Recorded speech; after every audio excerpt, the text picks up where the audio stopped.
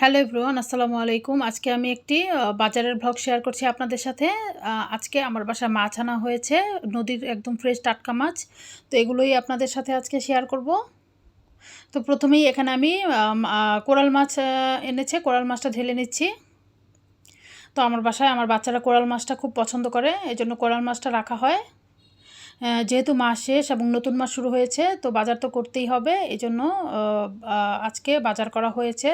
তো তার জন্য আপনাদের সাথে ভাবলাম কি কি বাজার করা হয়েছে, অল্প কিছু বাজারের করা হয়েছে এবং এগুলো ভাবলাম আপনাদের সাথে শেয়ার করি। তো কোরাল মাছটা খুব ফ্রেশ ছিল, একদম ভালো ছিল। কোরাল মাছটা কেটে এনেছে। তো আমি এখন কোরাল মাছটা লবণ পানিতে মাখিয়ে রাখবো। একটু পরে আমার হেল্পিং হ্যান্ড আসবে, তখন এই মাছগুলো পরিষ্কার করিয়ে নিব তাকে দিয়ে। তো লবণ পানি মাখিয়ে রাখলাম, এখন একটা সাইড করে রেখে দেব মাছগুলো।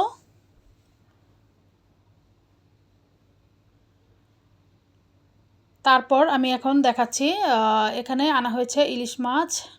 ইলিশ মাছগুলো কিন্তু একদম ফ্রেশ ছিল। মাছগুলো ভীষণ ফ্রেশ ছিল এবং অনেক ভালো ছিল। তো আজকে 4টা ইলিশ মাছ আনা হয়েছে। মাছগুলো মোটামুটি বড় বড় ছিল। আমার বাসায় মোটামুটি কোরাল, ইলিশ এগুলোই বেশি খায় আমার বাচ্চারা।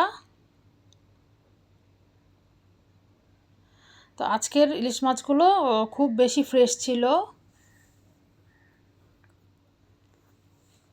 তো ইলিশ মাছের কি কি রেসিপি আপনারা পছন্দ করেন, অথবা কে কীভাবে ইলিশ মাছ খেতে পছন্দ করেন, অবশ্যই কমেন্টে জানাবেন। ইলিশ মাছ দিয়ে তো যে কোনো রান্নাই ভীষণ মজার হয়। তো 4টা ইলিশ মাছ আনা হয়েছে। তো এখন এগুলোকে আমি প্যাকেট করে রেখে দিব। যখন আমার প্রয়োজন হবে আমি নামিয়ে কেটে রান্না করে নিব। তো 4টা ইলিশ মাছই এখন আমি একটা একটা করে প্যাকেট করে রেখে দিব। এতটা ভালো ছিল মাছগুলো, আমি দেখছিলাম বারবার হাত দিয়ে ধরে। তো এরপর ছোটো মাছ আনা হয়েছে। যেহেতু আমার বাসায় বাচ্চারা ছোটো মাছ খেতে পারে না, তো অল্প কিছু করেই আনা হয়েছে, মনে হয় হাফ কেজি এখানে। তো কাচকি মাছটা কিন্তু খেতে, চচ্চড়ি খেতে ভীষণ ভালো লাগে। তো কাচকি মাছটাও একদম টাটকা ছিল।